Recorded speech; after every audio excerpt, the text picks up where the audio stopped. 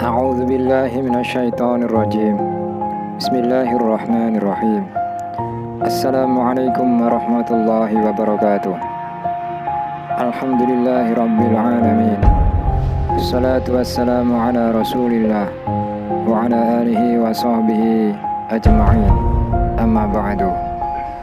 Sahabat muslim yang dirahmati oleh Allah Subhanahu wa taala.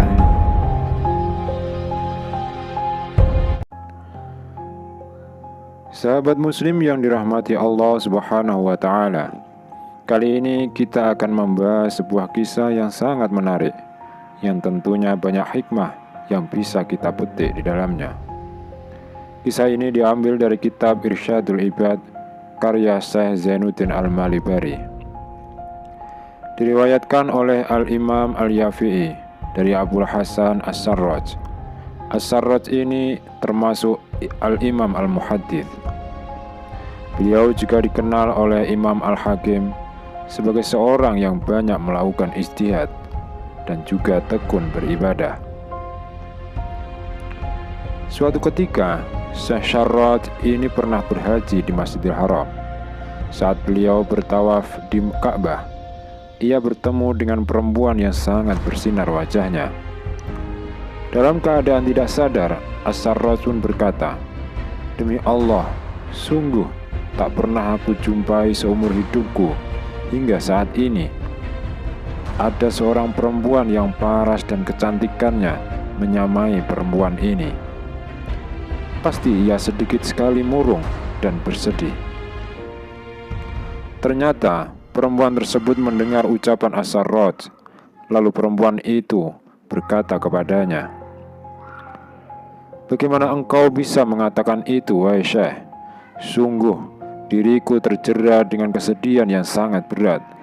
Hatiku dipenuhi kepedihan dan keprihatinan yang dalam.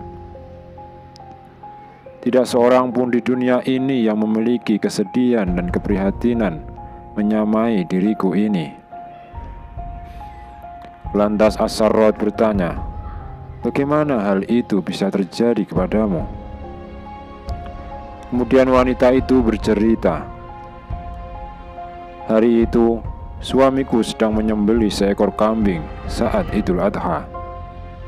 Dua anak kecil kami yang lain tengah bermain, sementara aku masih menyusui anakku yang masih bayi. Saat aku hendak mempersiapkan makanan, ternyata kedua anakku yang bermain tadi menirukan sang ayah yang tengah menyembelih seekor kambing. Sungguh nahas, sang kakak tadi karena masih bocah, dia menirukan penyembelihan itu dengan menggunakan pisau yang tajam, hingga sang adik mati terkapar dengan leher berlumuran darah. Sang kakak pun berlari ketakutan menuju pegunungan. Kemudian suamiku pergi mencari sang kakak di pegunungan hingga diketahui bahwa sang kakak telah meninggal diterkam serigala. Sementara suamiku meninggal karena kehausan. Di tengah keadaan yang kalut dalam kesedihan, aku meletakkan bayiku. Tanpa sepengetahuanku, ia merangkak di dapur hendak meraih sebuah kuali yang tengah dipanasi berisi air mendidih.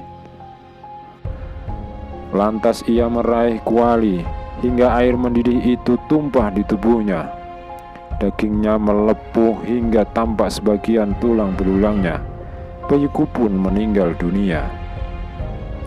Ketika peristiwa ini sampai kepada anak perempuanku yang sudah menikah, dia langsung tergeletak ke tanah di samping suaminya, dan ternyata hal itu membuat dia menemui ajalnya.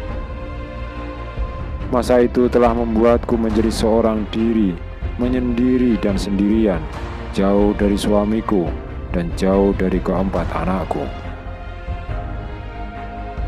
As-Sarraj yang sejari tadi mendengarkan dengan haru, lalu bertanya, "Bagaimana kamu bisa bersabar atas musibah yang sangat besar ini?" Perempuan itu menjawab, "Tidak ada yang bisa membedakan sikap sabar dan mengeluh, kecuali dia telah menemukan sisi dan jalan pembeda antara keduanya."